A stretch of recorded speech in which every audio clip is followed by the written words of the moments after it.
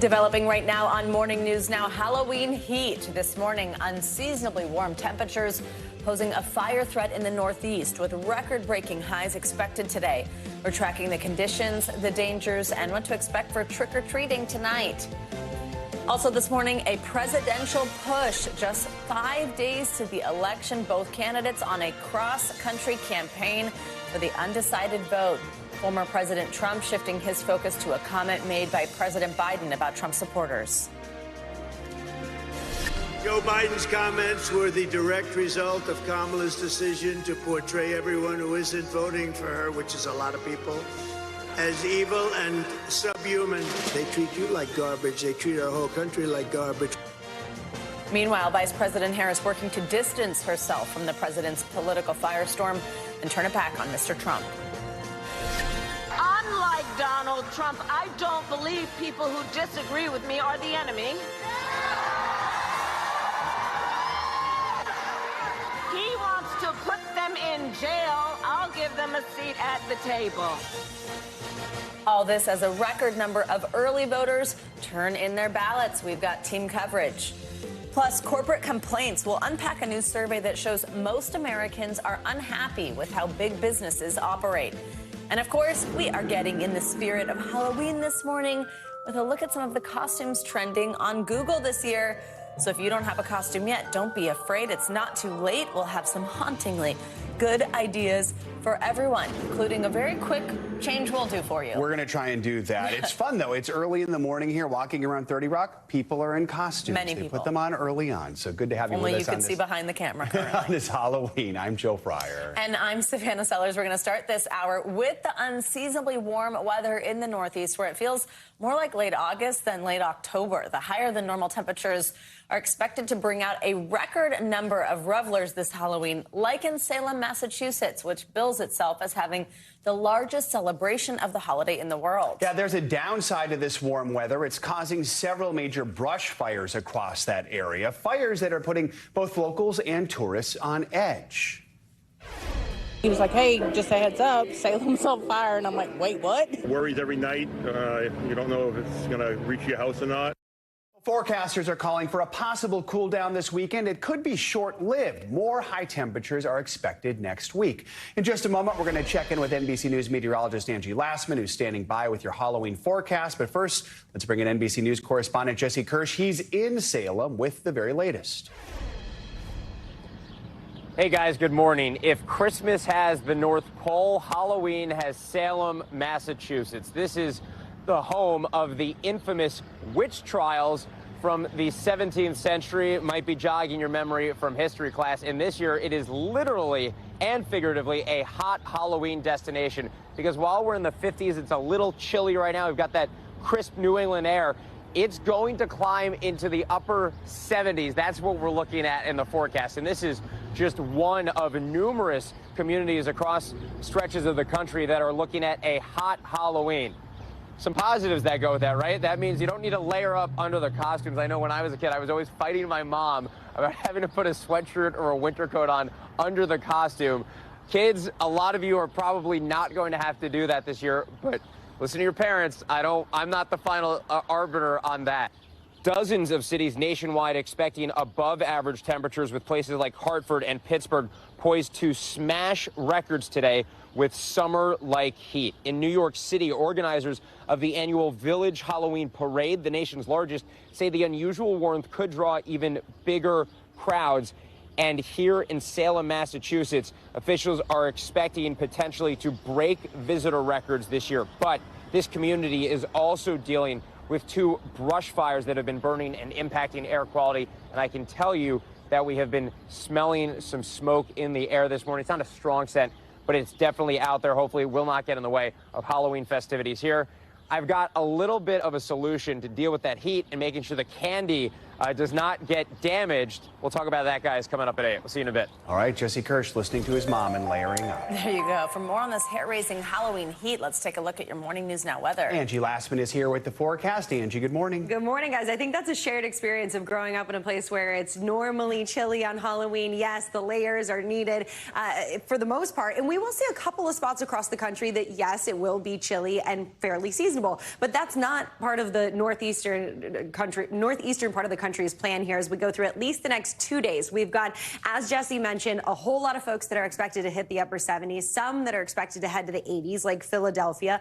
Not quite a record, but sure is going to be close there. We've got Hartford set to tie the record, Pittsburgh upper 70s, Scranton upper 70s. I mean, these temperatures, again, running way warm for this time of year. And that goes for tomorrow, too. Notice the cold front that inches a little closer. It'll bring us some relief from the heat on the backside of it, but still closer to the coast and interior portions of New England will be running warm. Temperatures remain into the upper 70s, stretching from Annapolis to Philadelphia and up into parts of New York. Now, on the backside of that front, though, eventually it'll work offshore and we'll be left with some cooler, more comfortable and kind of typical conditions that we see for this time of year. That is short-lived because we see this kind of roller coaster continue. But let's break it down for you when it comes to the weekend. Low 60s to upper 50s through the weekend and into early next week for New York City. But notice Washington, D.C. We hit the mid-60s on Saturday. We're back to the 70s by Monday. And even back towards Chicago, low 60s for Saturday and Sunday. And then we inch up close to 70 by the time Monday rolls around. Indianapolis expected to be in the mid-70s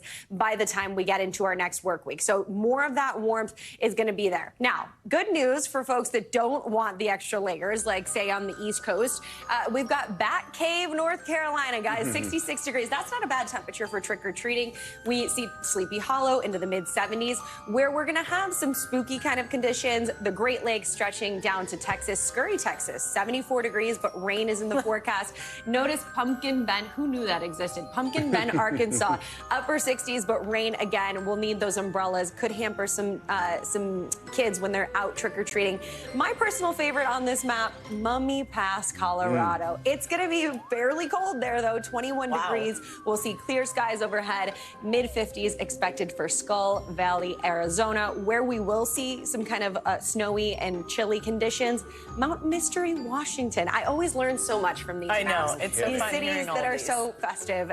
But yes, there is some rain, unfortunately, in the forecast. Is that your favorite? Scurry? It is a stretch, but we appreciate the creativity. Listen, How you say it, scurry. Yeah. Exactly. All right, thank you, Angie. Appreciate a little it. bit. We are down to the final 5 days of the campaign. Both candidates are going all out to win over voters in battleground states. Last night, Vice President Kamala Harris and former President Donald Trump held competing rallies in the swing state of Wisconsin. Yeah, in Madison, the vice president told a crowd of students that this was the most consequential election of our time and called on supporters to help her forge a new path forward. As for Mr. Trump, he is about 160 miles away in Green Bay. The former president continued to lean heavily on that comment by President Biden in which he seemed to call Trump supporters garbage. That was in response to a controversial joke using that language about Puerto Rico by comedian Tony Hinchcliffe at a Trump rally last weekend. To emphasize Biden's comment, this is what you're seeing on your screen right here. Mr. Trump appeared in an orange vest and climbed into a garbage truck, later bringing up those comments at his rally. Kamala and Joe call all of us, and them, even them, garbage. I call you the heart and soul of America. You are the heart and soul. You built our country. We have an opportunity in this election to turn the page on a decade of Donald Trump, trying to keep us divided and afraid of each other. That is who he is, but Madison, that is not who we are. Joining us now to talk more about all this, NBC News correspondent Dasha Burns, who's covering the Trump campaign, and NBC News White House correspondent Ali Rafa, who's following the vice president. Good morning to both of you. Dasha, let's start with you. Mr. Trump is really, as you saw there, seizing on these garbage comments by President Biden. Tell us a little more about how the former president is using it to try to galvanize his supporters. Yeah, hey, Joe, good morning. Yeah, let's not forget that this did start with a controversy for the former president. Those comments where a comic at the Madison Square Garden rally called Puerto Rico an island of garbage. The Trump campaign was facing a tough news cycle for about 48 hours. And it was in the middle of that news cycle that President Biden made those comments. And the Trump campaign was, I would say, almost gleeful about it. They see this really as a gift to be able to pivot the headlines away from the Trump controversy. And clearly they are leaning in hard. A Trump campaign advisor told us that they were going to, quote, block out the sun with those Biden comments. And now you saw him yesterday in that orange safety vest in the garbage truck. They are leaning in hard. This is being blasted all over their social media, all over fundraising emails. They are going to try to ride this thing as long as they can, guys. And Allie, let's bring you in here. How much blowback is the Harris campaign getting from these comments? Are they frustrated? And how's Harris trying to distance herself from it? Yeah, well, as you heard Dasha mention, this comment immediately drew criticism from Republicans. And this is really the last thing that the Harris campaign thought that they would be dealing with, especially the morning after that historic rally, that speech that she gave on the Ellipse here in Washington. But within hours of the comment being made by the president, we saw the president himself, as well as the White House, try to clarify, saying that the president was talking about that comedian at Trump's Madison Square Garden rally and not Trump supporters, even though we did see Vice President Harris come out and try to distance herself from that comment while still not condemning her boss, the president himself. Listen to what she told reporters when traveling to North Carolina yesterday. I strongly disagree with any criticism of people based on who they vote for. As president of the United States, I will be a president for all Americans, whether you vote for me or not. Now, it's still unclear how this, if at all, affects the Harris campaign and their push with just a few days until the election. But again, this is definitely not what they wanted to be talking about, pushing this defense strategy rather than talking about their own messaging and trying to use that comment from that comedian against the Trump campaign with just a few days left, guys. So, Dasha, there was another moment from Mr. Trump's Wisconsin rally that's making headlines, one that the Harris campaign is already pouncing on, his comments about protecting women. What did he say? Yeah, look, this comes in the context, Joe, of the gender gap that we've been talking constantly about, and criticism from some within Trump's own party, folks like Nikki Haley coming out saying there is too much of a bro fest going on right now in the Trump campaign, and they are alienating women. Here's what he said last night. My people told me about 4 weeks ago, I was saying, no, I want to protect the people. I want to protect the women of our country. I want to protect the women. Sir, please don't say that. Why? They said, we think it's very inappropriate for you to say. So why? I'm president. I want to protect the women of our country. I said, well, I'm going to do it whether the women like it or not. Yeah, and the Trump campaign has really been focused on winning men, young men, men of color, and the Harris campaign reaching out to women with that message of reproductive rights, but both trying to sort of try to narrow that gender gap. Those sorts of comments operatives are saying are not going to help the former president with that. And as you said, the Harris campaign already jumping on it. We're getting those campaign emails from them. And I would not be surprised if those comments ended up in a Harris campaign ad, guys. And Allie, Harris's campaign heads to Arizona and Nevada later today. Tell us about her schedule and those visits. Yeah, that's right. Harris heading to those critical Sunbelt states with very heavily Latino populations. And she's going to be appearing in Phoenix, Reno, and Las Vegas. In some of these events, appearing with popular Latino artists, for example, Jennifer Lopez. And it's going to be interesting to see how she navigates this messaging, this outreach to these Latino population, especially in the wake of those comments, guys. All right, Dasha and Allie, thank you both. Well, let's stay with the election. The Trump campaign is making allegations of voter fraud in Pennsylvania, but they've not produced any evidence. NBC News senior Washington correspondent Hallie Jackson takes a look. Videos like these of long lines in Bucks County amplified by the Trump camp alleging something nefarious. The Trump-Vance campaign has just filed a huge lawsuit against Bucks County for turning away our voters. But in reality, Bucks County says they were trying to stick with business hours and miscommunicated that plan to some people waiting to submit mail ballots. Now, after a court order, they'll be open through Friday. Then there's this allegation. They've already started cheating in Lancaster. They've cheated. We caught them with 2,600 votes. And every vote was written by the same person. I wonder how that happened. They weren't votes. They were hundreds of fraudulent registration applications. And officials also wonder how it happened, which is why they've rejected those applications submitted by paid canvassers and are investigating. It's exactly how the system is supposed to work. Safeguards kicking in to prevent any cheating, not accelerate it. When you have cases like this, it should encourage people to have more faith in the system, not less. It comes as former President Trump and his team are ramping up attacks on the election, despite no evidence of widespread fraud, framing processes that seem standard as suspicious and potentially planting the seed now to dispute the results later. There is certainly a strategy right now to cast doubt on the results of the election before the votes have been cast. It's an echo of the former president's election fraud lies in 2016 and in 2020 when his allies lost dozens of court challenges. The Pennsylvania governor today says the state will again have a free and fair, safe and secure election. Back to you. All right, Hallie, thank you so much. Now, when voters across the country do head to the polls on Tuesday, they're not just voting for the next president of the United States. Voters will also decide on nearly 150 ballot measures that are on ballots in 41 states. These are policy proposals that can amend a state's constitution or create new laws. We've heard a lot about abortion being on the ballot, right? Well, it is in 10 states, but there are other policy proposals that cover everything from how states handle marijuana regulations to voting procedures, economic issues, even immigration laws. NBC News correspondent Maura Barrett joins us now with more on the ones to watch. Maura, good to have you with us. Let's go over some of the really important issues that people should know about before they cast their votes next week. These are the ones you should kind of prepare for, do some research before you go. Where are we seeing ballot measures that could really impact the way people can actually vote in future elections?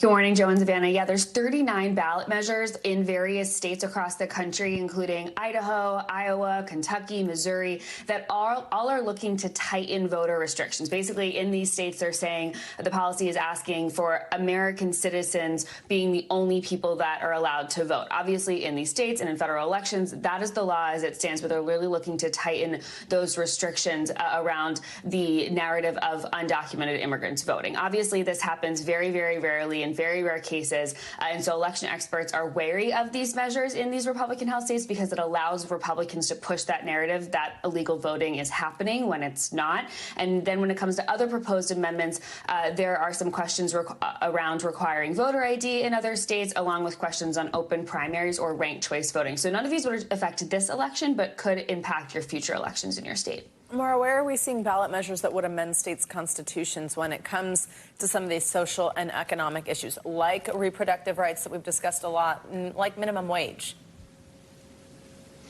Yeah, these are the issues that ultimately drive people to the ballot box, right? They want to vote for the person they want for president or their leadership, but these are the policy issues that people say they really care about. And so advocates say, like Joe mentioned, make sure you do your research and then make sure you're voting all the way down the ballot. In terms of those issues specifically around abortion, you mentioned it's in 10 states. They're looking to basically impact the access to reproductive rights that we've been talking about for the last 2 years. This includes the battleground states of Arizona and Nevada, as well as the Senate battlegrounds in Montana and Florida. And then interestingly, this year in 3 states, Colorado, California, and Hawaii, related to what we saw happen with the overturn of Roe v. Wade, these 3 states are putting a same-sex marriage ballot measure on their ballot, looking to repeal that language from the state constitution because they saw what happened when Roe was overturned, saw those trigger laws take effect in other states, and they're trying to avoid that in the off chance if Obergefell was ever overturned, the precedent that established same-sex marriage. That's something that Supreme Court justices have suggested they want to revisit.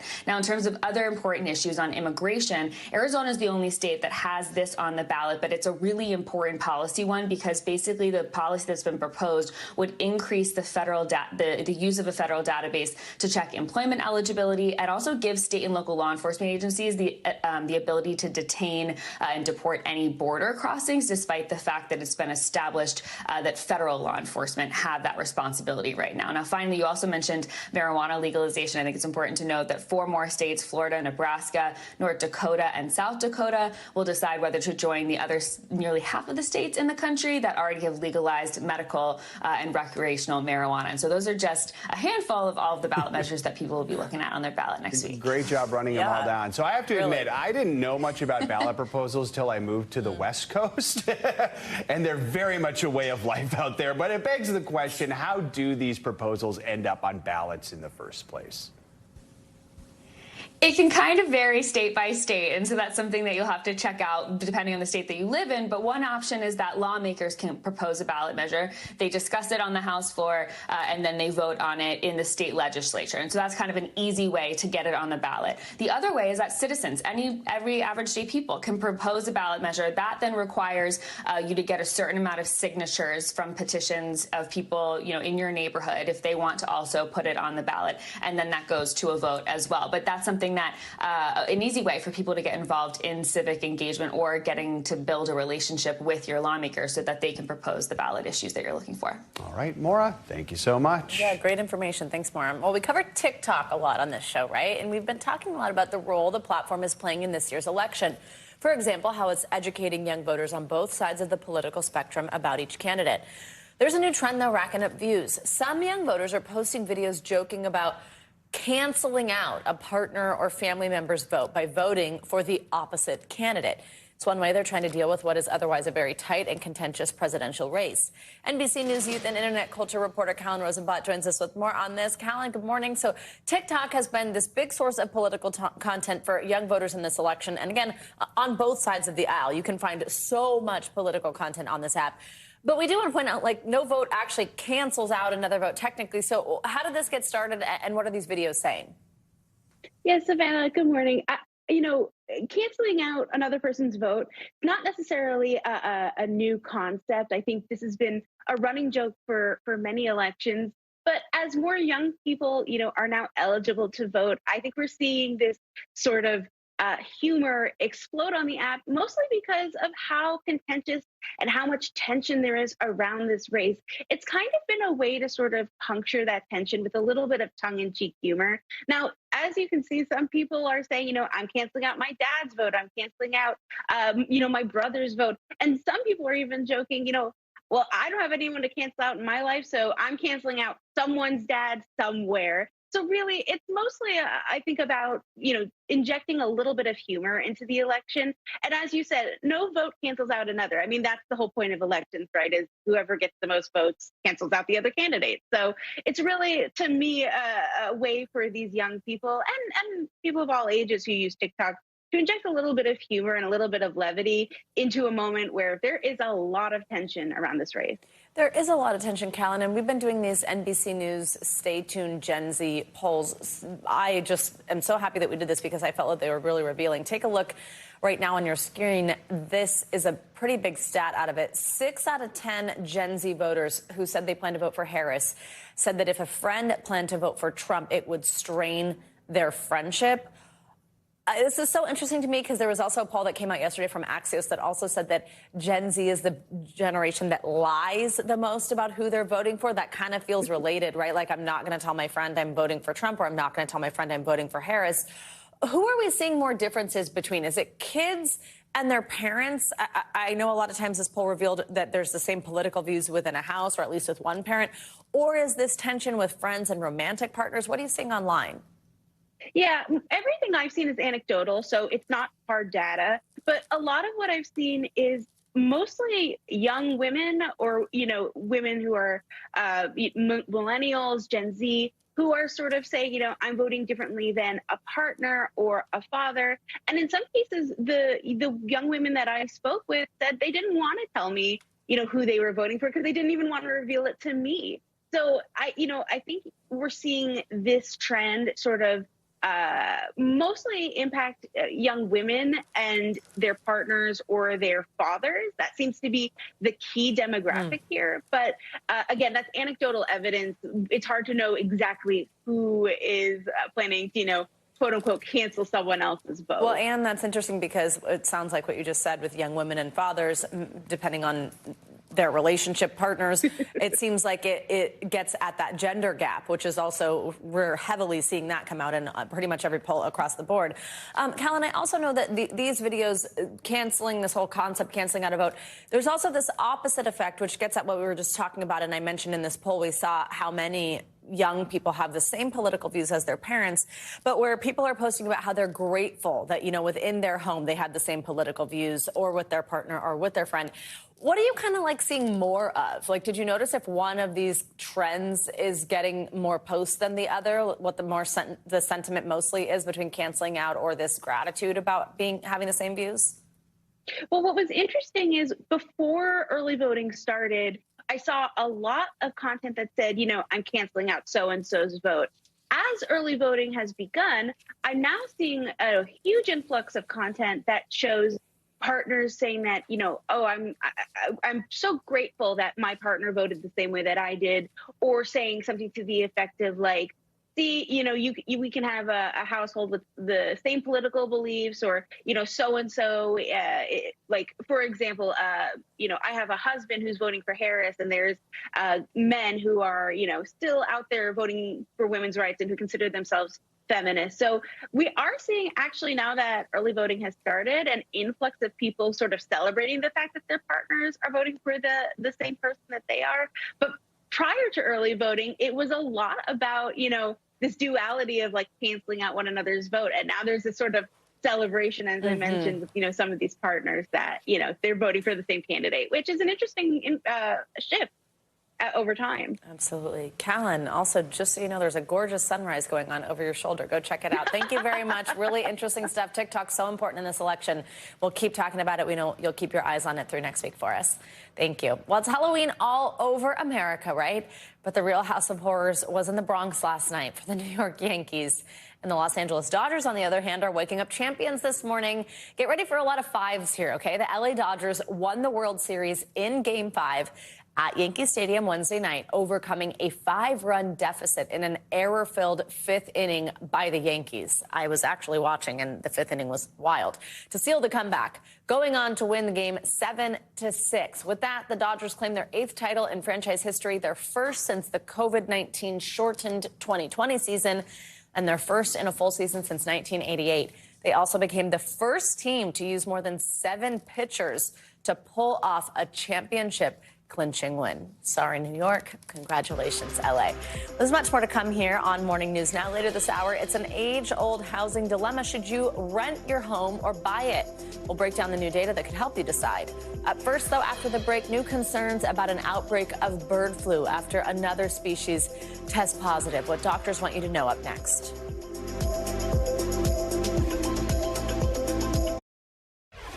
We are back now with a health alert from the U.S. Department of Agriculture this morning. This is after a pig in Oregon tested positive for bird flu.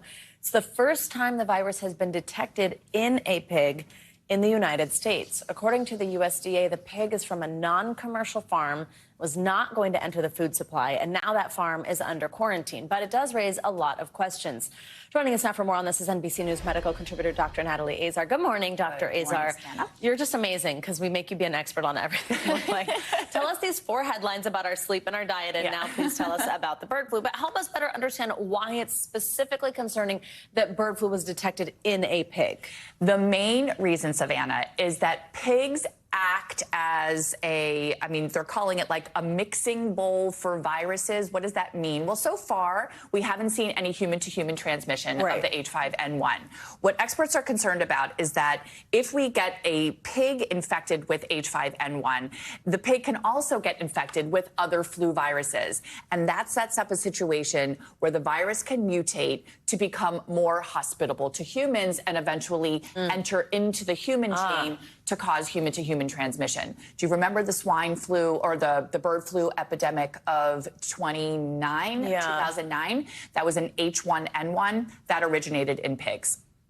Got it. Birds and that's pigs, when it, exactly. Right. Okay. So there's a precedent for this. So Of these human cases, it comes as we've been seeing it spread specifically among dairy cows, Yes. which I guess is more expected, and now the pig switch has happened. Right. But since March, the CDC has reported a total of 39 cases in humans. But as you say, that's this human contact to these farm animals, Correct. not human to human.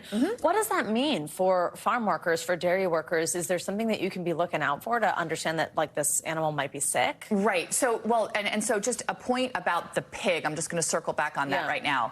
We don't know if the pig is actually sick. They have to do further investigation on the pig to see whether or not the pig is actually sick with bird flu or if it was just contamination because of shared water sources, feeding, and equipment. And I think that's an important thing for people to understand. But as we talk about humans and how they are potentially exposed, the pigs haven't acted sick. The farm workers, they've obviously gotten an incredible amount of direction from CDC as well as the USDA in terms of what to look for. Birds, poultry, they get very, very sick. The cows that have been infected, not all of them have been sick. But, of course, it's about equipment, it's about exposure, it's about water contamination, all of these things that farmers have been educated about. So are farmers, like, sorry to interrupt you, but, like, constantly checking? Like, how would you even have any idea that a non-sick pig has been exposed? Well, right. So we had talked about a couple of months ago that some farmers were reluctant to allow their stock to be tested, right? Because all of the, I mean, on this particular farm in Oregon, 70 of the poultry were euthanized. The pigs were euthanized for study. So, you know, it really is a huge responsibility also for the farmers to avail their, you know, their cattle and their poultry for testing. That's the only way that the CDC and these, you know, these virus hunters are going to be able to find infection and stop it in its tracks. So let's say you're listening and you're somebody who does have regular contact with these types of animals for your job. Or let me just even broaden that out. Let's say, I mean, right now I'm thinking about like a pumpkin patch that's on a farm. There's cows, there's pigs, there's whatever that's around. Let's just say you're thinking right now, uh-oh, I've seen one of those animals recently. I've been near one, and I don't feel well. Right. So I would say that we still are maintaining that the risk to humans for severe illness is very, very low. Okay. It really is, Savannah, the wild birds. It's very unlikely that you will become infected as a human dealing with these animals, chickens and poultry and cows on a farm where the herd is not known to have been affected. So, and another point too, this farm in Oregon was not part of the commercial food, you know, system. And so there is no immediate threat at all to humans in terms of the pork supply or anything like that. But for the average person sitting at home, when you cook your food and this is not a concern for you going about your daily life. It really is, especially for the commercial farm workers, for their livelihood, as well as for their safety. And just to sort of put a pen on it, the 36 individuals who did contract bird flu so far since this has happened have had mild illness. Respiratory, some conjunctivitis, a pink eye, if you will, nothing severe. So again, it's really just the first time that it could actually have infected a pig that could lead to a more hospitable virus for humans. That's what we're keeping our eye on right now. All right, Dr. Azar, thank you. Very calming information there, not whipping us up. We appreciate it. Now let's get you to some international headlines. We're going to start with the latest long-range missile test out of North Korea. NBC News reporter Matt Bodner joins us from London with more. Hey, Matt, good morning. Savannah, good morning. Let's kick things off today on the Korean Peninsula, where North Korea test-fired an intercontinental ballistic missile for the first time in almost a year. The launch was attended by none other than Kim Jong-un himself, who called the test, quote, an appropriate military action to demonstrate his nation's resolve. The timing of the launch is noteworthy, coming not only days before the U.S. presidential election, but hot on the heels of the deployment of North Korean troops to Russia to fight against Ukraine. Some experts suggest that North Korea may be receiving help with its missile program from the Kremlin in exchange for these troops. Moving along now to Spain, where the city of Valencia has been devastated by unprecedented flooding. Over the course of 8 hours on Wednesday, Valencia saw more rainfall than it typically receives in 1 year, leading to flash flooding that has killed almost 100 people and stranding scores more. At this time, it's unclear how many people are missing. This weather event, by the way, is the worst natural disaster Europe has seen in years. And we'll wrap up this hour in India, where the annual celebration of Diwali, the Hindu festival of lights, has kicked off. To mark the start of the holiday, some 2.51 million oil lamps were lit on the banks of the Saryu River. That's in northern India. And that actually sets a new world record. Previously, according to Guinness World Records, that record was 2.2 million oil lamps. Diwali is the most important event on the calendar of Hindu holidays, and it is celebrated by exchanging gifts and lighting candles. So with that, a very happy Diwali to all who celebrate. Back to you, Savannah. Absolutely. Beautiful, beautiful pictures there. Matt, thank you so much. Coming up, major developments in the Menendez brothers case. The men serving life sentences for killing their parents could soon be out from behind bars. More on the move by the Los Angeles District Attorney next on Morning News Now.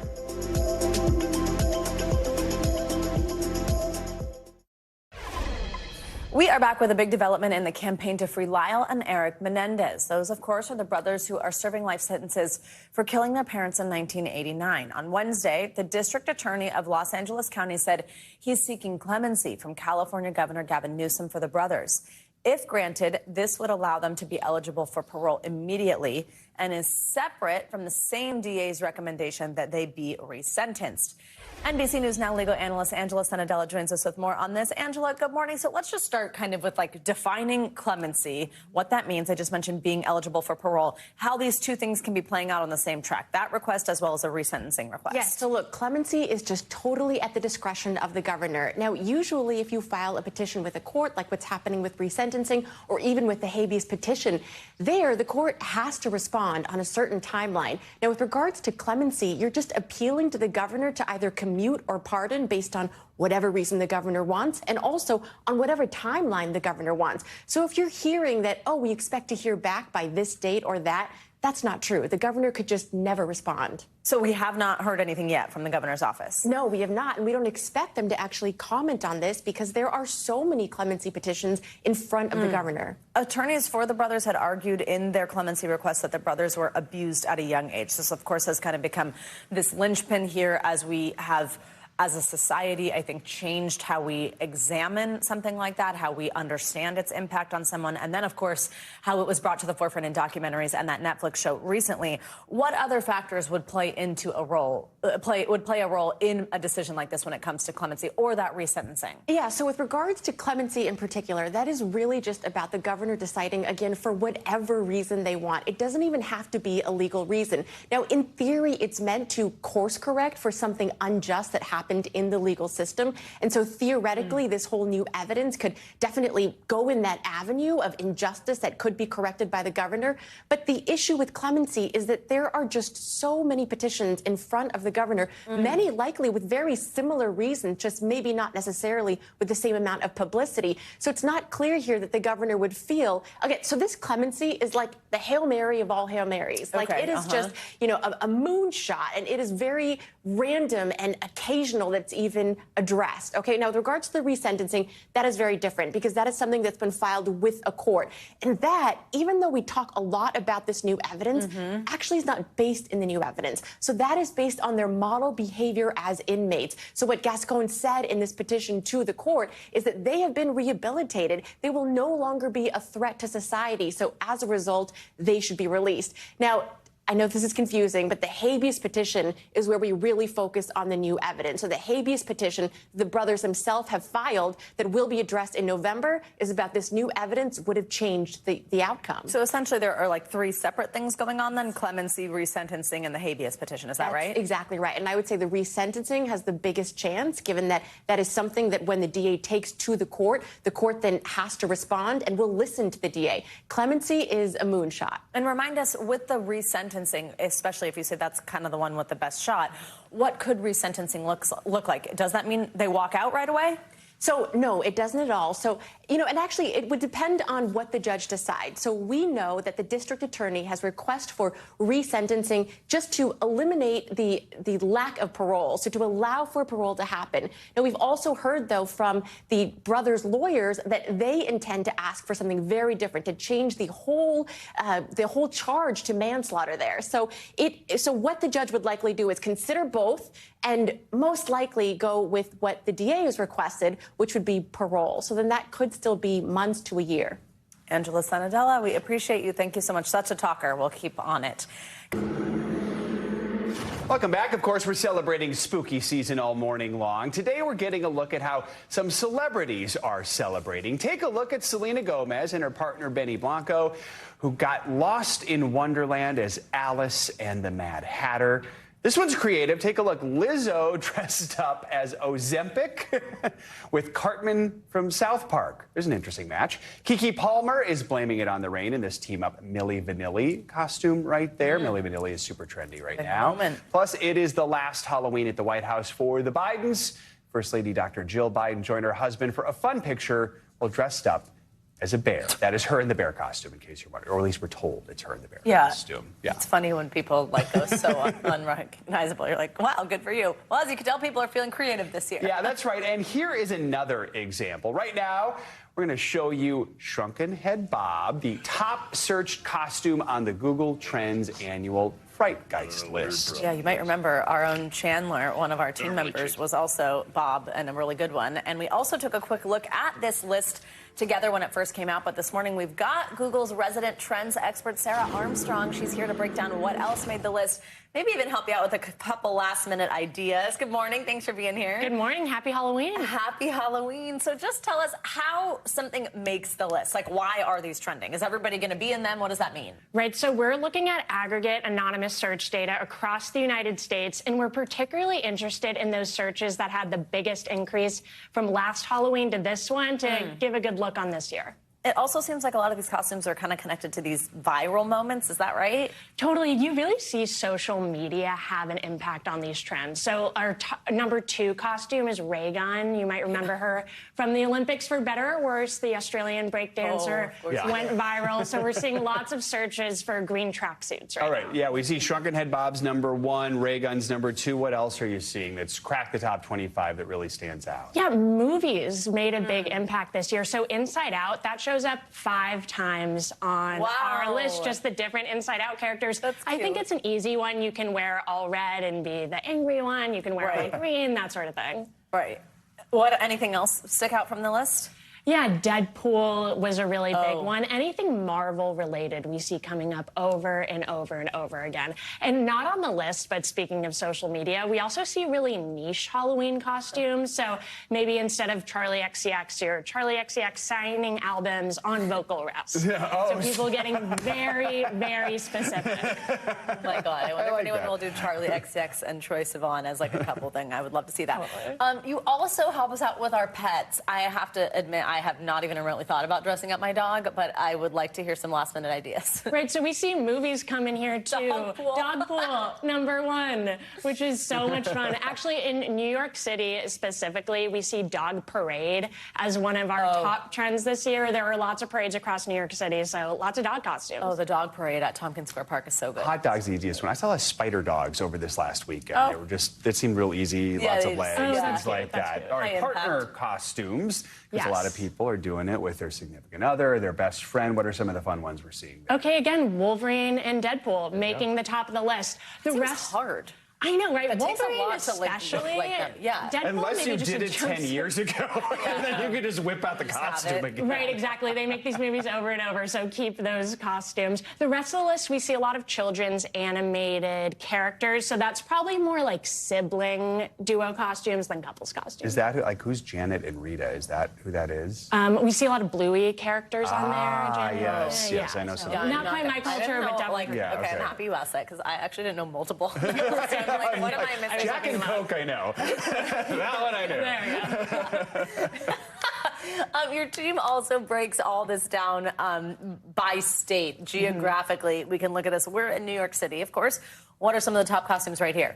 Okay, one of the top costumes in New York, we have Chipotle burrito, which really caught my attention. Spirit Halloween and Chipotle, they partnered up with lots of different costumes so you can look like you're in tinfoil. We also see Red from The Descendants. She's a Disney character. So more movies, but then a little bit more silly here in New York, too. Wow, Chipotle burrito, I mean, it's like you just wrap yourself in foil. Right, exactly. I think it's an easy one. But easy to create. Right. I saw Chipotle fork, which is just a black bodysuit, and then you put your arms up like this. That's good. How about spork? See, that's what. Sport. I don't know how you do it. This is kind of the spoon element. Throwing this out here for you guys to help you out. Maybe your last minute costume. There you go. Sarah, We're going to see a picture of Joe tomorrow in like a black body. Sarah Armstrong, thank you for joining us and happy Halloween. Thank you. That is going to do it for this hour of Morning News Now. Stay with us, though. The news continues right now. Right now on Morning News Now, battleground blitz with 5 days to go until Election Day. Both candidates pulling out all the stops, hoping to win over those swing state voters. Donald Trump has spent a decade trying to keep the American people divided and afraid of each other. That is who he is. This is a sick group of people, I'm telling you, and there's a great evil. From the fight over reproductive rights to the growing battle against misinformation, we have team coverage of the final sprint to the ballot box. Also this morning, NBC News has learned a federal grand jury in New York is hearing new evidence as part of the investigation into hip-hop mogul Sean Diddy Combs. The new testimony and how it might impact the trial's timeline. Plus, Halloween heat, little ghouls and goblins won't be the only scare for millions of Americans today. Trick-or-treaters in dozens of northern cities are trading in cool, crisp temps for potentially record-breaking holiday heat. Our meteorologist Angie Lassman is standing by with your full Fright Night forecast. And Dodger domination. For the 8th time, the LA Dodgers are World Series champions. They did it in dramatic fashion. We've got all the highlights from last night's Fall Classic finale later in the hour. Happened here in New York. A lot of disappointed Yankees fans this morning. Oh, and what a fifth inning. My goodness. Yes. It was absolute craziness. Even I could tell. Good morning. I'm Savannah Sellers. When they keep dropping the balls, it's usually not a good thing. I'm Joe Fryer. Good to have you with us. We begin this hour with the final sprint, of course, to Election Day. Now just 5 days away. Both Vice President Kamala Harris and former President Donald Trump went head-to-head last night, sort of, in Wisconsin, holding competing rallies in the battleground state. Yeah, Mr. Trump went all in by appearing on stage in an orange vest, even getting on a garbage truck in response to a comment by President Biden appearing to call Trump supporters garbage. The White House later said it was aimed at the comedian who made a controversial joke using that same language about Puerto Rico at Trump's controversial Madison Square Garden rally last weekend. It all comes as Vice President Harris moved to distance herself from Mr. Biden's comments, saying she disagreed with criticizing people based on who they vote for. In a few moments, we will hear from our Capitol Hill correspondent, Ryan Nobles, but we're going to get started with NBC News correspondent Garrett Hake, who is in Wisconsin with the latest from the trail. Garrett, good morning. The Trump campaign saw President Biden's comments appearing to compare their supporters to garbage as a political gift that they were determined to keep in the headlines. So determined, in fact, they had the former president hop into a waiting garbage truck when he arrived here in Wisconsin. The Harris campaign, for their part, sees all of this as a distraction and a stunt, something they don't think will be on the minds of voters as they make their final choices. With just 5 days to go, Vice President Harris and former President Trump both urging voters to help write a new chapter in American history. We have an opportunity in this election to turn the page on a decade of Donald Trump trying to keep us divided and afraid of each other. We can turn the page forever on this failed and corrupt administration. Trump leaning into President Biden's garbage comments, posing in a garbage truck. How do you like my garbage truck? And attacking Biden and Harris and their supporters. Crooked Joe Biden finally said what he and Kamala really think of our supporters. He called them garbage. My supporters are far higher quality than Crooked Joe or Lion Kamala. You can't lead America if you don't love Americans. The controversy began with this offensive remark by a comedian at Trump's Madison Square Garden rally on Sunday. There's literally a floating island of garbage in the middle of the ocean right now. Yeah, I think it's called Puerto Rico. President Biden responding Tuesday on a video call with Latino groups. The only garbage I see floating out there is his supporters. His demonization of Latinos is unconscionable. The president later saying he was only referring to the comedian. Harris quickly distancing herself from the comment. I strongly disagree with any criticism of people based on who they vote for. Democrats pointing to years of incendiary rhetoric from the former president, demonizing his political critics. They are indeed the enemy from within. Trump, who faces a potentially historic gender gap at the polls, closing his rally last night with this message to women. I want to protect the women of our country. I want to protect the women. Sir, please don't say that. Why? They said we think it's We think it's very inappropriate for you to say. I said, well, I'm going to do it whether the women like it or not.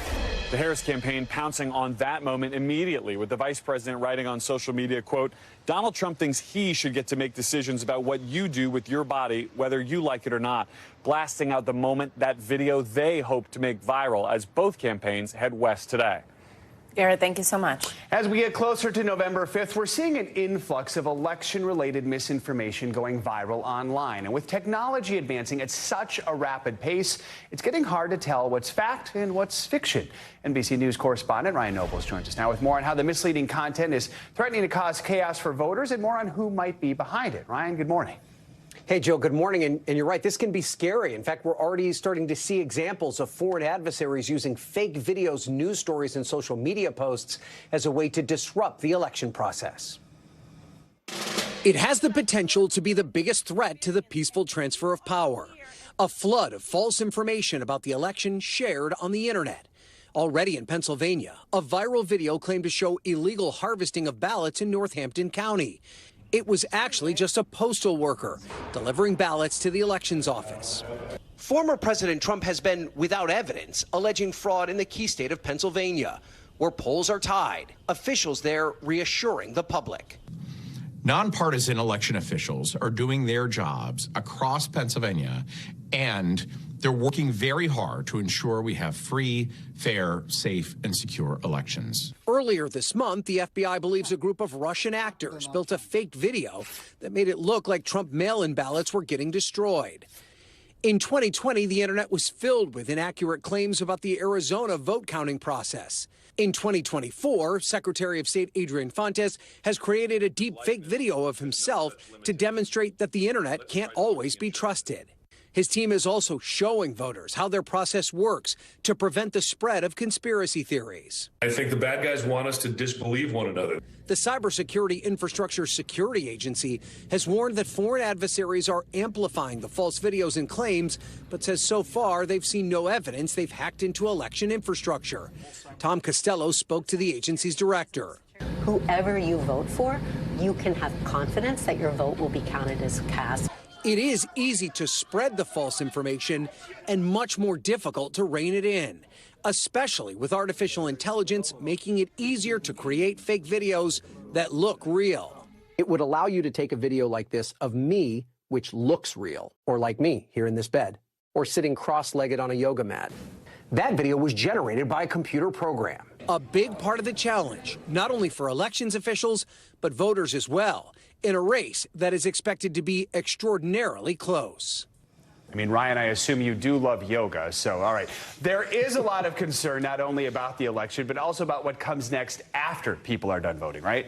Yeah, that's right, Joe. And yoga I could take or leave, but this could be a problem beyond Election Day. Remember, we still need to count the votes, and the validity and the integrity of that process is going to play a big role in the ultimate transition of power. There are real fears that the internet may be used to make it look like the election was not conducted fairly, and that could threaten whomever attempts to take the Oval Office after this election is over. Joe? All right, Ryan Nobles. Ryan, thank you.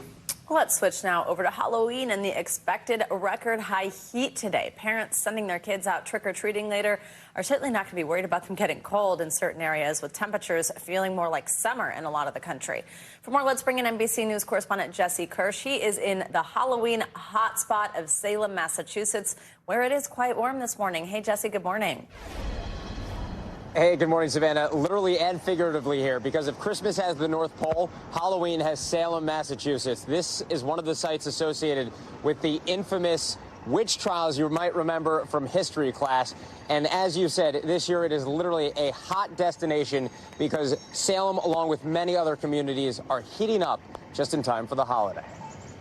Trick-or-treaters could face some pretty spooky heat with one of the hottest Halloweens on record for parts of the country. When I was a kid, we had to wear winter coats because it was going to snow on Halloween. Dozens of cities expecting above-average temperatures, with places like Hartford and Pittsburgh poised to smash records today with summer-like heat. For some, the spooky warm weather a welcome surprise, meaning there's no need to layer up under those costumes. I wore shorts this year, so that was nice. In New York City, organizers of the annual Village Halloween Parade, the nation's largest, say the unusual warmth could draw even bigger crowds.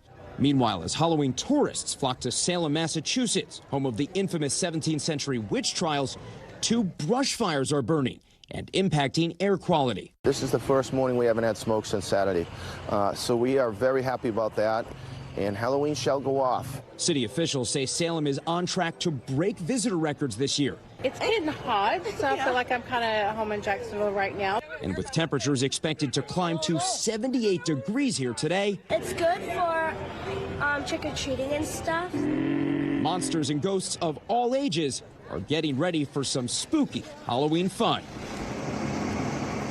So here's something I've been thinking about, guys. Typically, I take the pillowcase and fill that with the candy when I went trick-or-treating as a kid. You can't really do that this year because the chocolate might melt. So I've come up with a solution. Step 1, still need your costume. So you go up to the door, say trick-or-treat. This time, instead of taking out the pillowcase, I've got the cooler. We've got some ice packs. Got some candy. I could use some more. Thanks, Joe and Savannah, for sending it. I guess you forgot I needed some. And the best part of this Halloween, I think, is that you're not going to have that fight between parents and kids over if they need to put the coat on underneath. Let it slide this year, guys. Let it slide. Back to you. Lots of costumes with shorts, and short sleeves. Yeah, let's hope we're people ready for that. Jesse, happy Halloween. Thanks so much. All right, for more on the unseasonable heat, let's take a closer look at your morning news now forecast. Angie Lassman's back with us. Hey, Angie, good morning. Good morning, guys. Happy Halloween. I think Jesse needs some beverages in that cooler as he goes trick-or-treating tonight. How about that? We, as you just heard, we're dealing with the temperatures way above normal for this time of year. Upper 70s, low 80s. Pittsburgh, you're one of those spots. Scranton, you're one of those spots. Potentially record-breaking for Scranton. And Hartford, you likely will tie that record high set for today. But either way, temperatures remain above normal across this region for the day today. So yes, Halloween is warm in this area. Even tomorrow, we'll start to see a cold front working its way to the east. We've been tracking that across the country for a couple of days now. But notice parts of the East Coast still dealing with above normal temperatures. 15 degrees above normal in Annapolis. We've got New York City and Philadelphia checking in into the upper 70s for your Friday.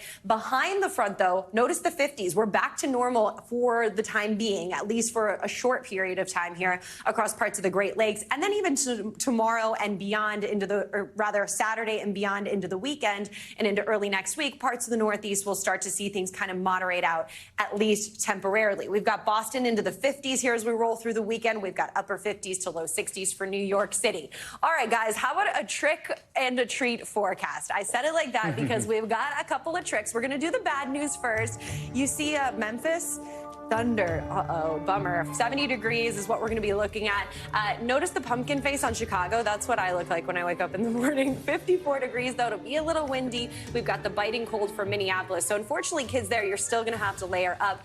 And then we've got the rainy conditions expected in Seattle. Now for the good news. Phoenix, not too hot. We'll actually see some mild conditions there. Mid-70s, not bad. Low 50s in Denver. It'll be clear, so no rain to deal with. Not the case, though, as we look towards parts of the Gulf Coast. But Atlanta, you're skipping out on the rain tonight. It'll just be warm, 75 degrees, and even better for Washington, D.C. If you're a fan of the warmth, we've got temperatures in the mid-70s. And rolling right through the weekend, another big weekend in New York City. We do have nice conditions for the New York City Marathon. Maybe a little warm by the time it wraps up into the afternoon hours, but low 50s at 9 a.m., guys. Pretty good. Mostly sunny skies. Great for spectators as well. Do marathoners like that? That feels like a good thing I think for it's them? a little warm at the end of Okay. it. I'm not running, so I'm happy with low 50s to It's 60s. great How about you cheering guys? weather. Yeah, that's exactly what I'll be doing.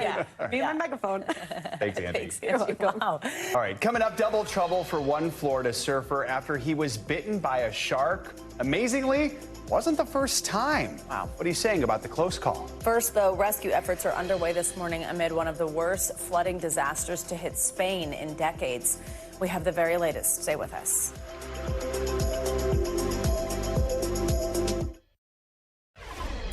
Welcome back. Flash flooding has killed at least 95 people in Spain, according to authorities, with emergency responders scrambling to find dozens more missing. This is happening in the eastern region of Valencia. It's Spain's worst natural disaster in almost 30 years. The region was hit with up to 12 inches of rain in just a few hours, flooding entire streets, leaving people stranded on rooftops. NBC News correspondent Danielle Hamamdjian joins us now with the latest on this. Danielle, good morning. So tell us just more about the severity of the flooding. Is the worst of it over yet? Yeah, good morning, Joe. They're not out of the woods just yet. It looks like more torrential rain is on the way for some of the worst hit areas. And the images are absolutely surreal. One local mayor described the scenes as apocalyptic, and you can certainly see why. Bridges were swept away, trees were uprooted, entire streets were submerged in brown water. In some cases, the water filling up homes up to their ceilings. The intensity of these flash floods is simply staggering. Some reports suggest a year's worth of rain fell in just 8 hours, making it, as you said, the worst natural disaster in Spain in 3 decades, and certainly one of the worst in Europe in modern times. Danielle, the death toll numbers are just pretty staggering. Did the severity of these floods take people by surprise?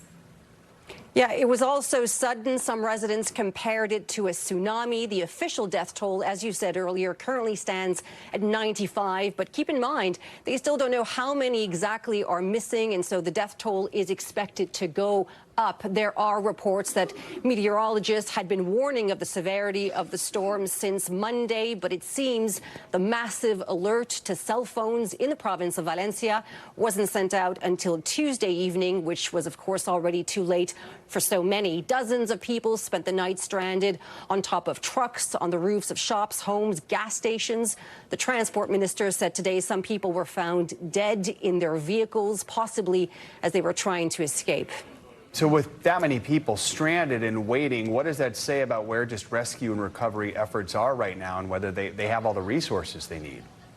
Yeah, well, rescue teams are combing through the mud and debris today, trying to find survivors, but hope, Joe, is quickly fading. More than 1,000 soldiers from Spain's emergency rescue units are helping those teams. Tens of thousands remain without power, and the Spanish Prime Minister Pedro Sanchez is in the region as we speak to see the destruction firsthand, and he has declared a 3-day period of mourning. Guys, back to you. Devastating situation there, Danielle. Thank you so much. Stunning pictures. Well, more international headlines now. Let's start with the latest in the Middle East. Israel is issuing an evacuation warning for residents in eastern Lebanon. NBC's Matt Bodner joins us from London with that and some other world headlines. Matt, good morning. Joe, Savannah, good morning. Let's kick things off this hour in the Middle East, where Israel has issued the citywide evacuation order of a Lebanese city as the IDF continues its offensive in that country. The order applied to the city of Baalbek, and that is a city that has previously not been a target of Israeli strikes. So this suggests that the IDF's operation against Hezbollah continues to expand in scope. Israeli forces conducted strikes on the city later on Wednesday, killing 19 people. That is according to the Lebanese health ministry. Another 5 people in northern Lebanon have been killed today, again, according to local officials. Moving along now to the war in Ukraine, U.S. Secretary of Defense Lloyd Austin said Wednesday that North Korean troops wearing Russian uniforms and wielding Russian weapons are now making their way towards Ukraine. Some of those North Korean troops have already arrived near the front in Russia's Kursk region. Moscow has been unable to expel Ukrainian forces from Russia since their incursion into that region back in August. And we'll wrap things up this hour in Poland, where archaeologists have reconstructed the face of a woman buried in a village 400 years ago. Why is this find so interesting? The woman was a vampire, or at least the villagers appear to have thought so. Her remains were found with a sickle around her neck and a padlock on her foot. Experts say that according to ancient Polish beliefs, this prevented her from returning from the dead. Now, the sickle is thought to have been a later addition to her gravesite. She was originally only buried with the padlock, but after the village experienced a streak of bad luck, the villagers found that the padlock on her grave was opened, so they placed the sickle over her neck to keep her from coming back again. And on that note, happy Halloween. Back to you guys. Wow, that was detailed. Last minute costume ideas. Yeah. Happy Halloween, Matt. Thank you so much. Now to Texas, where multiple teachers have been charged with orchestrating a $1 million fraud that allowed hundreds of unqualified teachers to pay for someone else to take their state certification exams. NBC News correspondent Stephen Romo has the details. It's crazy. Parents and students in Houston stunned to learn some of their educators are accused of running a $1 million fraud ring. Gotta be careful of people. In my class, everyone was like gathered up, reading it off one phone. Harris County District Attorney Kim Ogg announcing this week that 5 people, including 2 assistant principals, have been charged in an alleged scheme that let hundreds of people cheat on their state certification tests. This was used to certify more than 200 unqualified teachers, all now practicing or having practiced here in our Texas public schools. A respected high school basketball coach, Vincent Grayson, is the alleged ringleader. Prosecutors say it worked like this. People struggling to pass certification tests would pay Grayson or the others allegedly involved $2,500. Up to $500 of that was used to bribe officials at the testing center. Then on testing day, the candidate would sign in and show an ID as usual, but then leave, allowing assistant principal Nicholas Newton to take their place and ace that test. Prosecutors say since 2020, more than 400 fraudulent exams were taken on behalf of 200 teachers, while the scheme raked in thousands for those involved. Grayson, Newton, and 3 others have been charged with 2 felony counts each of engaging in criminal activity, according to the district attorney. NBC News has not been able to reach attorneys for Grayson or Newton. An attorney for LaShonda Roberts, accused of personally funneling at least 90 teachers into the scheme, says the accusations are, quote, unsubstantiated claims and that the truth will come to light. But the scheme authorities call a pay-to-pass scam potentially put kids in real danger. The cheating teachers include at least 2 sexual predators who, once falsely certified, had access through their employment to underage kids on campus and off.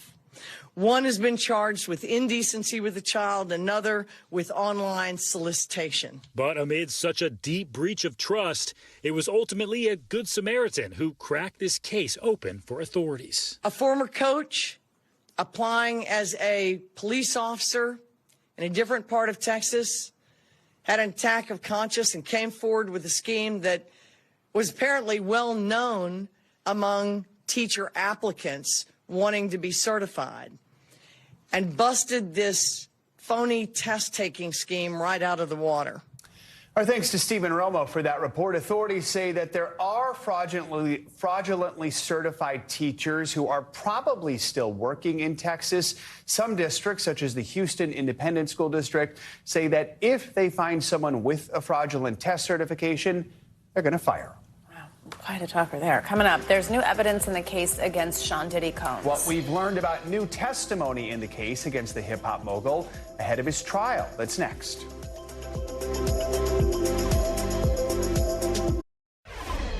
We're back with an exclusive update on the federal case against rapper Sean Diddy Combs. NBC News has learned that a federal grand jury in the Southern District of New York is expected to hear new testimony today. Combs' legal team did not immediately respond to a request for comment. Combs has pleaded not guilty to charges of racketeering, sex trafficking, and transportation to engage in prostitution. He's being held at Brooklyn's Metropolitan Detention Center. NBC News entertainment correspondent Chloe Malas joins us with more on her reporting here. Chloe, good morning. Good to have you with us. So what can you tell us about the testimony expected today? So NBC News actually spoke to the attorney for this male who's going to be testifying this afternoon around 3 p.m. in front of a grand jury. Her name is Ariel Mitchell. She has represented other civil accusers. And this is incredibly significant because I was at the last hearing for Combs in downtown Manhattan, and I listened to Emily Johnson, one of the U.S. attorneys, one of the prosecutors who is trying this case, say that there might be another indictment. So this just goes to show you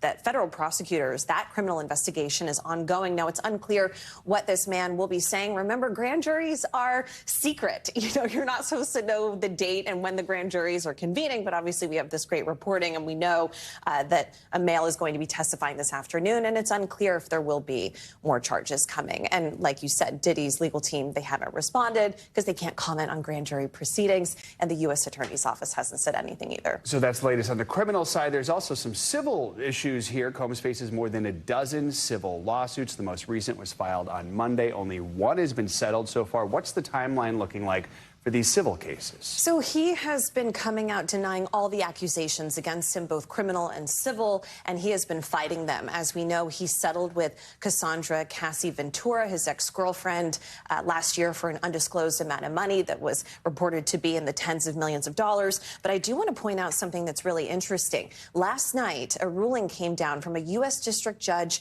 in New York stating that one of the civil accusers, a woman who remains anonymous, she goes by Jane Doe, in this civil suit filed by Tony Busby. He's the attorney out of Texas that has filed several lawsuits against Diddy.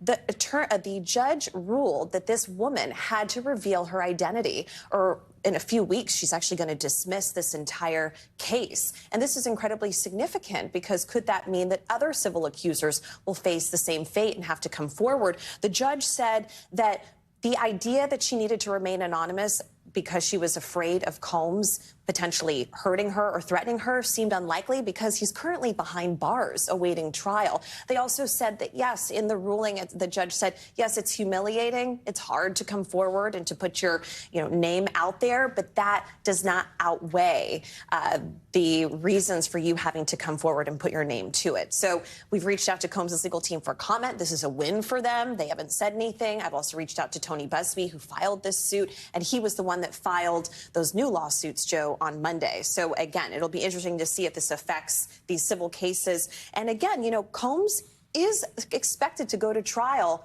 on May 5th. So it's going to be interesting to see, though, if things are going to get pushed back, or could this extend the length of the trial if there is another criminal indictment? Yeah, and that's that criminal trial. And you do think that that will stay on track for May? So according to both sides, they believe that this is going to take place on May 5th. But if there are more criminal charges, it could mean that about a 2.5, 3-week trial could extend to even longer. So you could see this going on for quite some time. All right, Chloe, thank you so much. In Florida this morning, a shark attack victim is recovering after he was bitten on both feet while surfing. Incredibly, not his first bite. Cole Tashman was 16 the first time he was bitten on that very same beach, that time on his hand. It did not keep him out of the water then, and he says this latest attack is not going to stop him now. What? I knew instantly it was a shark, having known the feeling before. It happened at Florida's Bathtub Beach. Charter boat captain and former competitive surfer Cole Tashman says he was paddling just past the reef, and what he thinks was a 7 to 8 foot shark hit him from behind. He got both my feet. I could see his nose was wider than my feet. And I was like, okay, I'm bit. And it happened so fast, it was in a split second. Tashman says his friends, fellow surfers, immediately came to his aid. His girlfriend captured the dramatic moments from the shore. On the beach, his friends used their surf leashes to form a tourniquet and stop the bleeding as they raced to the nearest hospital. Everyone asked, why didn't you call 911? And it's like, we are 911. I got 93 stitches. I had 2 surgeries to repair my tendons, and I have about 10 or 15 staples.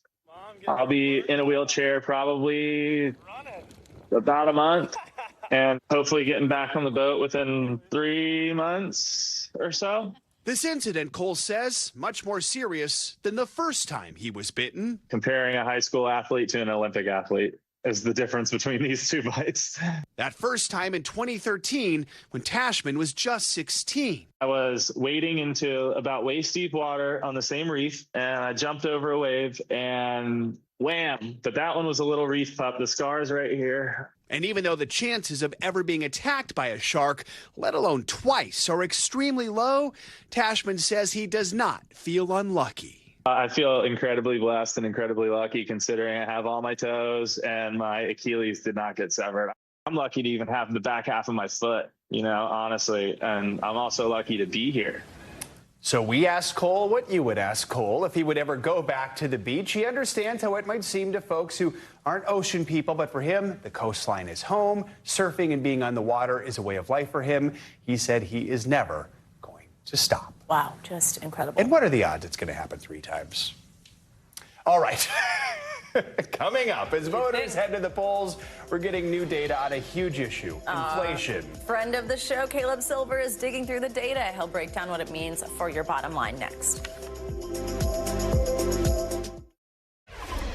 We're back with some new numbers shining a light on the health of our economy. Yeah, the core personal consumption expenditures price index, that's a mouthful, for September grew by 0.3% month on month and 2.7% year over year. The PCE is the Federal Reserve's preferred inflation indicator. My preferred way of saying it. Joining us here is Investopedia's editor-in-chief, friend of the show, Caleb Silver. All right, so got some alphabet soup here. Yeah. All right. PCE, how does it differ from the CPI? Yes, and great job by you, by the way, in pronouncing all of that. Slow. You're hired. PCE is the Fed's preferred measure of inflation because it measures the price of goods and services. CPI, the Consumer Price Index, that just measures goods mostly and gas and things we pay for shelter and stuff like that. So this is a more dynamic way of looking at the economy that takes into account what we're spending on just about everything. Think about air travel, think about the things we have to buy at the store, and guess what? It is growing at the slowest pace in quite a long time, up just 2.1% year over year. So that inflation target that the Fed has been hunting for, somewhere between 2 and 2.5%, it is here right now. This is the last piece of inflation data the Fed will look at before it meets next week, 2 days after the election. All right, so some more specific numbers. Yesterday, we learned that the U.S. economy grew at an annualized rate of 2.8% in the third quarter. That was less than expected and lower than the previous quarter. What's going on there? Is that a point of concern? Not really, because we're still growing. If you want to be concerned, it would be if growth was continuing to decline. And if you look at it on an annual rate, 12-month basis, 2.7% growth. So the economy is growing. There are more jobs out there. People have gotten raises in the past year, and prices are growing at a much slower rate. So this is the Goldilocks that Fed was trying to engineer. People may not feel it, but we're in a normalized state of the economy right now. Even things are more expensive. The economy is still growing, and prices are growing at a much slower rate. You mentioned it. The Fed will meet 2 days after the election, regardless of whether we know who won the election at that point. What is it they're expected to do? Yeah, you're talking about 7 days, 5 hours, and 18 minutes from now. Yes. They're expected to lower rates by 0.25%. And this has been the path the Fed has put us on since it stopped raising rates back in July of last year. And this is going to be a 0.25 point cut. Probably another 0.25 point cut at the December 18th meeting. The Fed wants to bring those interest rates down to a more normalized level, and that's starting to happen. You're not feeling it across the economy yet, but you are starting to see it in things like pending home sales, more car purchases. You're starting to see the economy open up a little bit because people are borrowing more as those rates are coming down. It's interesting to hear you say, though, you're not feeling it. Like maybe you're seeing it, maybe you're hearing it when we have conversations like this. How do you think that not feeling it piece of it factors into, oh, I don't know, what's happening on Tuesday? Just a little bit, because people, when they see inflation and they're still feeling inflation, they blame two sources: the government and companies. Right. Companies for price gouging, and the government for maybe handing out too much money and causing inflation. So people feel that prices are still high. I was just hearing folks talk about how expensive candy was just to have for the trick-or-treaters. Prices are high. They've gone up a lot in the last few years. They are not coming down. They're just growing at a slower rate. So for folks who are kind of on that fixed income or who haven't gotten the benefit of a big raise, they feel like the economy is not doing that great. All right. Caleb Silver. Thank you. Jinx. More financial headlines now. The Grammy Awards are getting a new broadcast home after more than half a century run on CBS. NBC's Savannah Hanau has that story and more business news. Savannah, good morning. Hey, Joe. Hey, Savannah. Good morning and happy Halloween to you guys. All right, well, let's start with Disney, which has reportedly agreed to pay more than $500 million over 10 years to become the new home of the Grammy Awards, ending its more than 50-year run on CBS. The Wall Street Journal says the new deal with the Recording Academy will begin in 2027, and Disney plans to simulcast the Grammys on ABC, Disney Plus, and Hulu, and there will be other specials and programming created for Disney platforms. Spirit Airlines will furlough around 330 pilots early next year. It's the latest effort to cut costs by the struggling discount carrier as it tries to stay afloat amid a mountain of debt, of losses, and weaker sales. Last month, Spirit reportedly furloughed about 200 pilots, and last week said it would cut staff and flights and sell some jets to shore up its finances. Spirit has struggled since JetBlue abandoned its merger effort after a judge blocked the deal on antitrust concerns.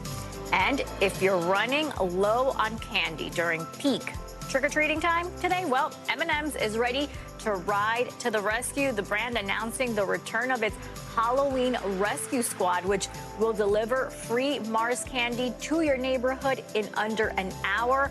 You can call for reinforcements starting at 5 p.m. local time by visiting the M&M's website. You must live in an area served by the food delivery service Go Puff. That would be quite the situation to be. Right? Yeah. Oh, my God. I would never want to find myself in that situation. I would just put up a sign that says out of candy. All right.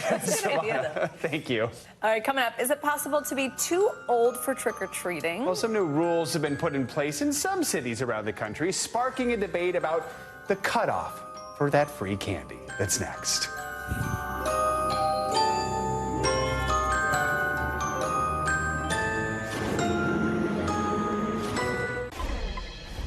Hello.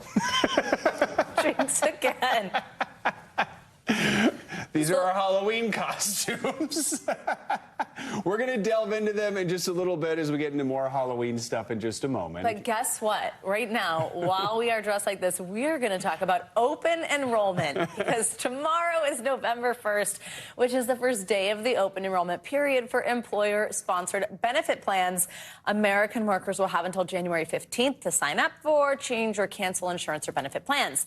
For more on how to make the most of it, let's bring in Rick Newman. He's a senior columnist for Yahoo Finance. Good morning, Rick. You missed the memo, I guess, that we're going with some type of festive headgear right now. But tell us, what are the important dates that people need to know throughout this enrollment period? My Halloween costume's right over there. I'm dying to put it on, but I'm not going to jump out of the frame. As of November 1st, you can start to apply for coverage beginning January 1st. The deadline for that is December 15th if you want coverage by January 1st. And then if you miss that deadline, you have until January 15th to get coverage for February 1st. And an important thing for some people to know is this is the last year, unless something changes, that there are expanded subsidies in place so that people who have higher incomes can qualify for some subsidies to help pay for premiums under the ACA. So those subsidies were temporary. They were part of the stimulus package that passed in 2021, and they last through the year 2025. So those will expire at the end of this year unless something changes. All right, so folks have been warned, so hopefully they will get it done in time, but life happens. So if you do miss the open enrollment date, is there anything you can do? You have a couple of options. The best thing is just hit that deadline. But if you don't, first of all, you can apply for a short-term insurance plan. This is basically for gaps in coverage if you change jobs or something like that and you're unemployed for a while or something else happens. So you can get short-term coverage. That's usually like 3 to 4 months. You have to be aware that that those plans don't always cover all the benefits that the ACA plans cover, and they may have that pre-existing condition exclusion. You can also try to apply for Medicare if your state is one of the ones. We have nearly half the states now have a Medicare available to adults under the ACA, so you can try that. And if you lose coverage because of something that happens in your life, you get married, or you get divorced, there are some exceptions that allow people to apply for regular ACA coverage, but they're pretty strict, and you have to meet the requirement there. Quickly tell us, are there ways that families can budget their expenses for the year to kind of think about these important health things that could come up? I mean, the most important thing is to plan it in advance. I mean, it's complicated sometimes to go through these marketplaces, and I have family members who are like, wow, I had no idea healthcare was so complicated, and they sort of lose the point. They sort of drift away. You got to stick with it and get through that process to figure out what's the best plan for you. I mean, usually you have a choice between several different types of plans and also several different insurers. So you've got like a matrix of different choices you have to make, and that just drives some people out of that drives some people to distraction. You got to get through that process and figure out what's best for you, and think about, for a lot of young people, it's fine to have a high deductible plan because there's a good chance you're not going to need any health care. If you're older and you're taking prescription drugs, you have to take that into account. I mean, there are these people called navigators you can find who will help you, but you really need to be the boss of your own health care plan. All right, that is true. And calling those companies, budget the time that you need to do so. Rick Newman, thank you very much for joining us this morning. Hi, guys. I felt a little underdressed for that segment. Yes, I don't mind. But now now we can say it's Halloween. Here's our Halloween segment. Yes. I'm the elusive Stanley Cup. The elusive. Well, you know, I was Cupid. It comes with this whole little thing, but somebody just said maybe Queen of Hearts is a little easier to. Cupid of Hearts. Yeah. There you go. There you go. And sorry about the red glitter that will now be on your face for the next 10 days. This is what we could do during a 3-minute commercial. Yeah. So. On today, millions of kids, though, will hopefully be doing better than us, and they're getting ready to trick or treat, of course, across the country.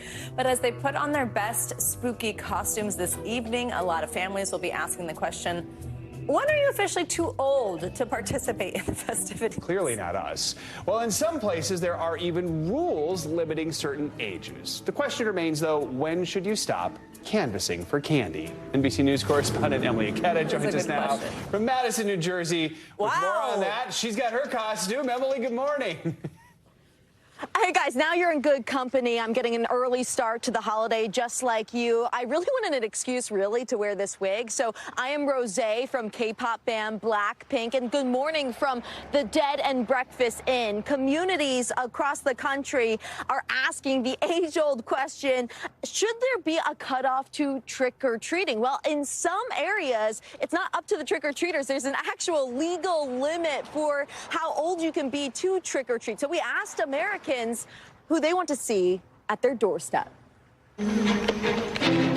Few things scream Halloween more than dressing up to scare some candy out of total strangers. Are you boys a little old to be trick-or-treating? We'll be younger in the morning. But in the final countdown to the haunted holiday, the age-old debate over, well, age is sweeping across the country. At what age did you stop trick-or-treating? I think I stopped around 15, probably like my freshman or sophomore year in high school. A recent poll of 800 Americans examined the divide this spooky season. About a quarter of respondents, driven by young people, said trick-or-treating shouldn't be bound by age, while the remainder said the cutoff should be, on average, 13 and a half. I always think it's weird when I see older people trick-or-treating, but then I'm like, why not? In some towns, there are legal age limits, including Virginia Beach, where kids are cut off at 12. In Chesapeake, Virginia, and Pensacola, New Jersey, trick-or-treaters have until 14. Though officials across the board say those rules aren't actively enforced, and nobody is trying to police Halloween fun. If you're 15, 16, and you want to go out and you want to trick-or-treat, and you're well-behaved, you're having fun with your friends, we support it 1,000,000% here in town. While a cutoff to trick-or-treating is a hotly contested issue, I'll tell you one thing, you are never too old to dress up. And if you're in the holiday spirit, most people will be happy to see you at their door.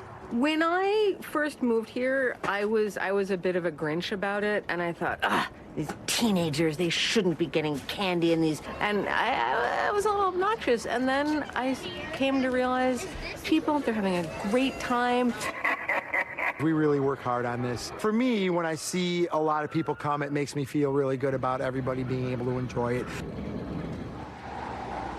And the average American spends more than $100 on Halloween between decorations, costumes, and candy. The most popular costumes for kids this year, by the way, perhaps unsurprisingly, Spider-Man, then a ghost, then Pop Princess. As you guys know, I'm channeling my inner Pop Princess with this K-pop theme here. And now that I have my costume set, I mean, I might as well get a head start on the candy, too. Right. Reese's for breakfast? Totally. Totally. We had some of that going on here, too. I just think it's fun. In the cities where they have the rules, like, are you supposed to, like, hire a bouncer?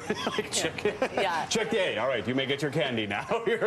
Honestly, I'm kind of into it. I think it's the candy's for the kids. It is, but I have to. Where I got upset with the teenagers is when they don't try, like when they're not in a costume or they're in a lame costume, and then they're going around and just getting the candy. Yeah, so that was always Also, major props to the homeowners behind you, Emily, because that yard's awesome. And that's where Emily stayed last night too. Madison, New Jersey, really showing up. Emily stayed last night at the Dead and Breakfast. Yeah, and she made it out alive. Emily, thank you very much. Finally this hour, before you do head out for those Halloween festivities, a reminder to keep it spooky and safe. That's right. Whether you're going trick-or-treating with the kids or headed to a haunted house or a Halloween party, our next guest has some tips for you. Cognitive specialist and parenting coach B. Moist joins us now. B, good to have you with us. So just what are the most important safety precautions and steps people should keep in mind tonight? I would say the most important thing is safety, knowing that, there's a lot of traffic going on. There's a lot going on. There's a lot of people on the roads. There's a lot of kids in the roads right now. So making sure that we are aware of the safety precautions as with cars driving around back and forth and knowing where you're going and what you're doing. What about parents taking their kids trick-or-treating? It's obviously some of the stuff you just mentioned are things that they should be keeping in mind as well, but remind us things for parents. I think some of the most important things for parents is obviously weather appropriate layers, depending on where you're trick-or-treating, making sure that kids are constantly in a safe space in terms of what they're wearing, reminding children of the rules, sticking to the sidewalks, avoiding running through and dashing through traffic back and forth. Kids can forget, it's an exciting time. So, making sure that they remember these things and obviously having adult supervision, someone that you trust with your children that, when they're going back and forth through different homes, that they're supervised well. So for anyone who does plan on celebrating tonight, just what are some of the biggest potential dangers that we should keep an eye out for? I think some things that we don't often think about are, there are tons of traffic accidents that happen during this time. So being mindful of that because of the increased, pedestrian activity, distracted drivers, those are things. For older kids, Halloween parties and gatherings can have a lot of unsupervised drinking and, other things. So just being aware of those things that exist even during this really fun time. Of course, we're wondering, are you planning on dressing up this year? No, I do not, but I do plan on enjoying my children's work. Do the kids have good costumes? They do. And I love this time. I love how creative they get as they get older. It's less, typical. It's more out of the box. So I enjoy it a lot. Okay, well, what are they? So my son's name is Jake. So he's going as Jake from State Farm. Cute. That's great. I love that. Cute. That's pretty brilliant. And my daughter, she's an avid reader. So she's going as a book character that nobody knows about, which is basically a cognitive scientist. Oh. We have a book character right behind our camera as well. We love that. B. Moise, thank you so much for your time this morning. We appreciate it. Happy Halloween. Same to you. Thank you. That is going to do it for this special edition, this hour of Morning News Now. That's right. We're going to leave you with some pictures of our fabulous team in... Just wait till you see the Subway sandwich again that's coming on the bottom. That picture there was taken today, right? At the bottom, right there with our group. That's our whole team behind the scenes. Big group picture. They already took it this morning. They look fantastic. Yeah. And Regina, our director's children there, looking quite scary, I will say. Happy Halloween. The news continues right now.